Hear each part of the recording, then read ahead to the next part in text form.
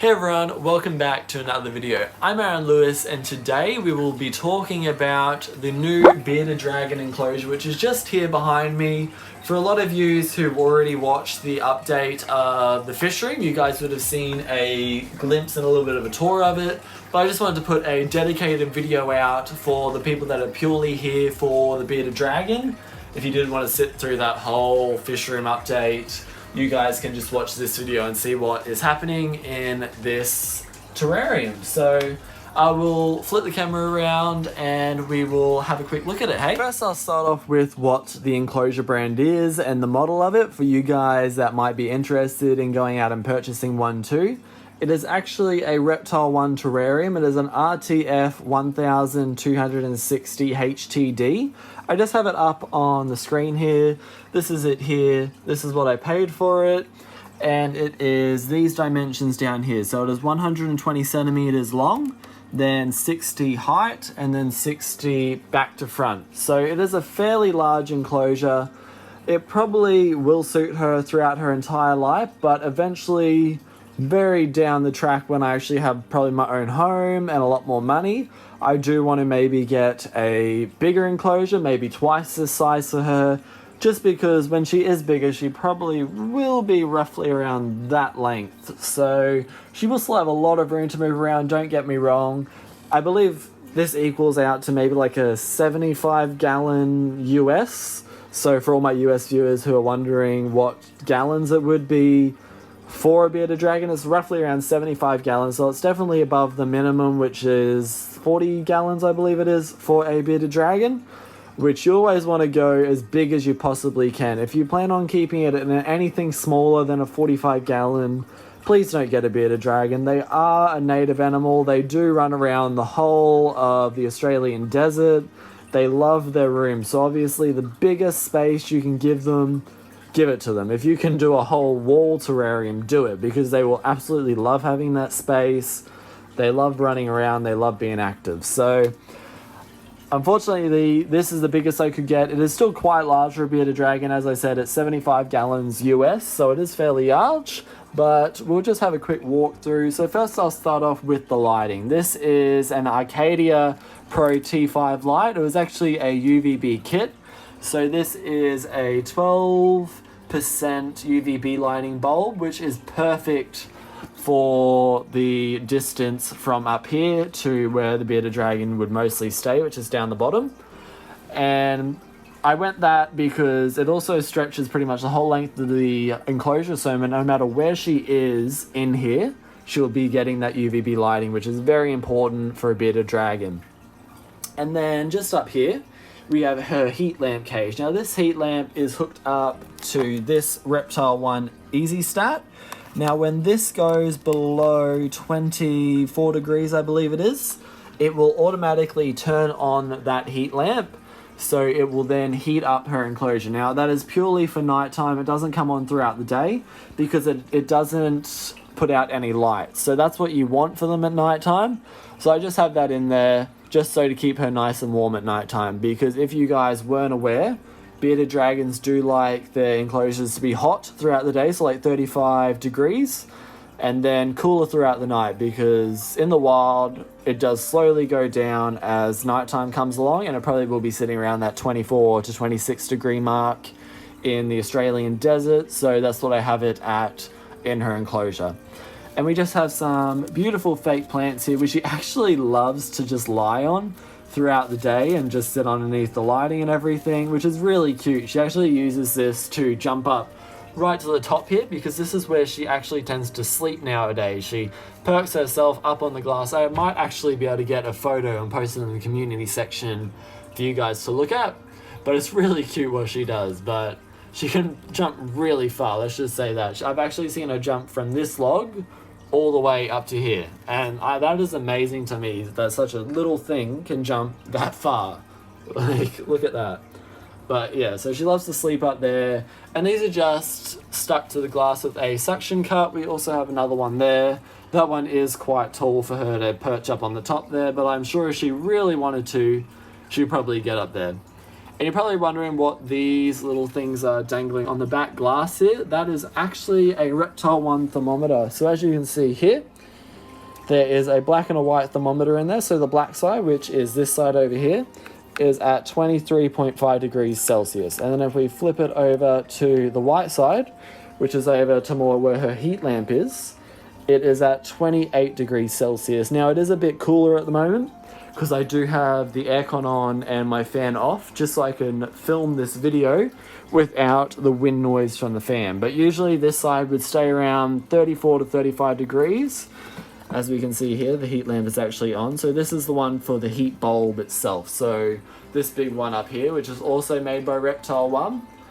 And this will pretty much stay on for most of the day. It does turn off occasionally, but once this goes below 35 degrees, it will switch that heat lamp on just to keep it at a nice steady temperature over there for the reptile to go bask on her log. She even likes basking on this little rock down here, and the thermometer gauges are just up there for both the Reptile One easy stats, so it's pretty much close to where she would be basking, which is why they're up there. And if we look to the bottom of the enclosure here, we do have loose substrate. Now it is very controversial, I have noticed, whether to put loose substrate in your bearded dragon's enclosure. Now let me just tell you guys, I live in Australia. I see where these bearded dragons grow up. I see how they manage being on substrate exactly like this, and they do perfectly fine. In all honesty, this is pretty much what the Australian desert looks like, just this sandy sort of substrate out there. Now obviously it isn't just all sand, even though it pretty much is. But for the most part, this is what they are running around on.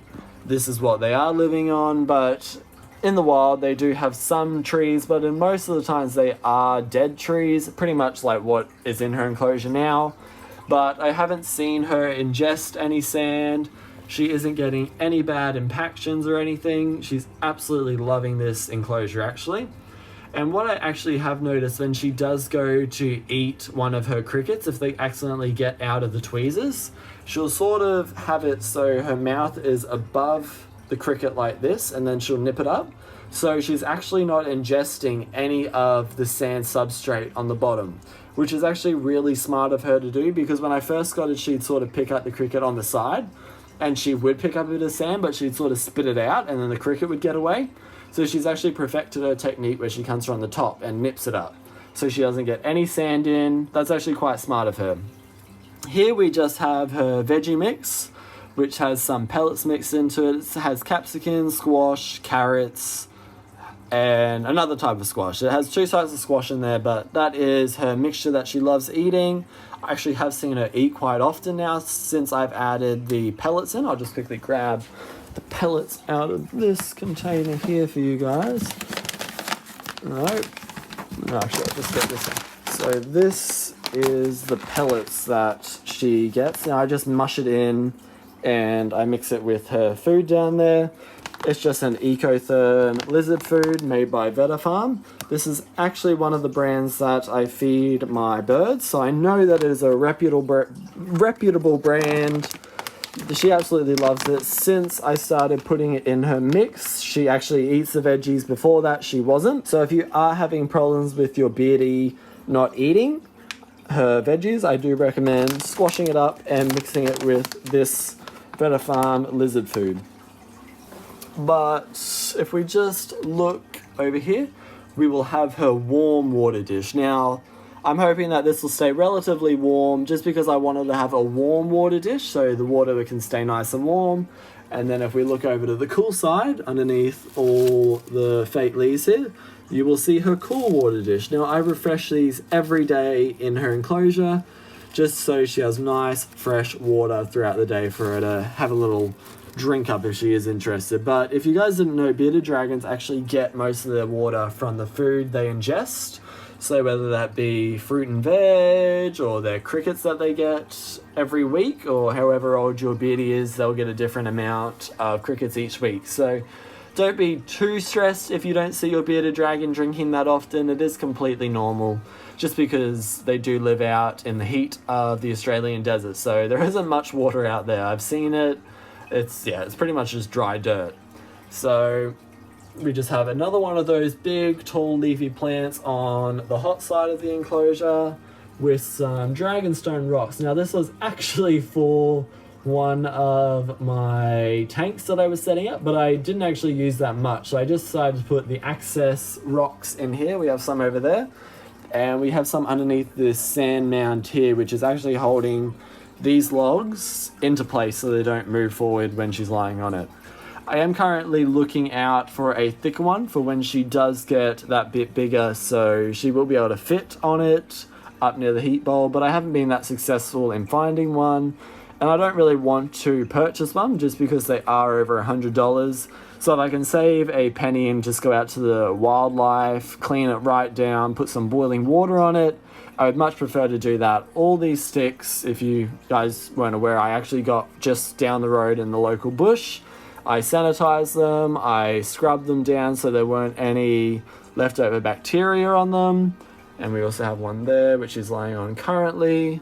And just some little ones throughout the tank. We have one there, one here, and I think there's even one behind that rock over there. I'll actually try and get her out for you guys just so you can see how she's doing. I do try and handle her every day just so she gets used to being handled.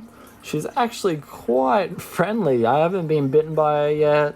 I handle her very gently. As you can see, she's actually molting a bit at the moment, just there on her leg. I have seen her sort of scrape herself up against logs and stuff, which it is quite normal for them to do that. They're just trying to get off their molt. Nope. She's attacking the thermometer. That's not food, love. It's just the temperature of your enclosure. Do you want back in? I'll put you back in. There you go. Do you want up on your heat lamp? There you go. And then she'll just go lie out on it. She absolutely loves going underneath her heat lamp, probably now more than ever, just because I have had to have the aircon on to film this video, because it is the middle of summer. So when I can't have my fan on in my room, which keeps it at like a reasonable, maybe 28 degrees Celsius, I have to have my aircon on, which usually is permanently set at 24 degrees. So right now that's what the room is heating to, which is 24 degrees. So that's why this light has pretty much stayed on the entirety of this video. And just right at the front here, I don't know if I pointed these out, but these are the fake hair grass plants that were in the previous enclosure. We have one here and we have one over this side. It actually looks really nice. To me, this, even though it's all fake plants in here, actually it's pretty realistic to me. We have these in the Australian desert and they're pretty much this color because they are dead out there. And then we have the sort of lush green looks, but this would probably be more the rainforest section of the desert, even though we don't really have that. But it was the only plant that the pet store actually had at the time, and I thought she'd love to sit up on these leaves while she's nice and small.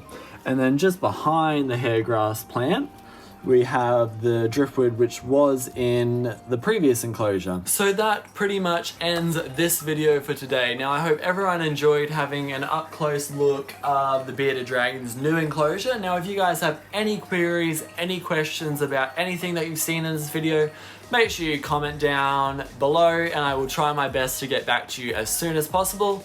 Now a lot of this was bought from Pet City. If you guys live in Brisbane, Queensland, Australia, you will probably be quite well aware of that store. I will leave a link down below of their website just because I really love their store and their values that they stand for. I'm actually currently trying to get a job there at the moment. It is quite hard though, but I just really love that pet store, and just because they're more about educating people on the correct ways of caring for animals rather than just making a quick buck and selling you the animal like your big box pet stores would, like Pet Barn, Pets Domain, and like Walmart, stuff like that over in the US. So I am really appreciative of all the advice that they gave me when I first bought Xena. So I will always support that pet shop. So if you guys do live in the local area of Brisbane, make sure you go check out their website or even visit them in store. They're located at Mount Cravat, and I do think it is worthwhile you go checking out their store. They have fish, birds, reptiles, turtles, and they do sell dog toys and dog beds and stuff like that, dog food, cat food, but they don't actually sell dogs themselves and cats themselves. I believe they even have stuff like guinea pigs and mice and rats and stuff, so your simple rodents. They have all that, and they're in nice big enclosures there. They're not in like little ones that you'll see at your general pet shops, which I personally love to see. It's always good to see when your local pet shop has that nice sized enclosure, just so they are saying you will need this enclosure to keep these animals rather than displaying them in a little enclosure so you think that that's what you can buy for them permanently. So if you guys do live in the local area, go check them out. But apart from that, I hope you did enjoy this video. Now remember, we do have a members only section on my channel now. It's only $3.99 a month. By subscribing to it, you will see upfront videos before the general public will, whether it be new enclosures that I set up, little updates on my life, the fish's life, the bird's life. So if you guys are interested in joining, go hit that join button and you will see that content on there. But apart from that, I hope you enjoyed this video. Make sure you hit that subscribe button for more videos just like this, and I'll see you in the future. Bye guys.